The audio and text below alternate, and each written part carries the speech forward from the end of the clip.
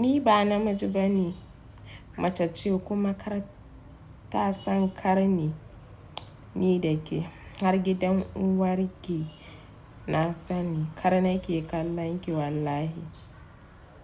Kika sake zagina sai kin yi nadama don gutsun uwarki, don tsinin gindin uwarki, don gatan babarki. Ki zo ki same ni yanzu ina gidanmu don tsinin gindin uwarki. Kuma in biki sa an yi reporting account ɗina ba ni zan sa a ina gidan gindinan uwar babarki. Jaka da ƙiƙiya dabba.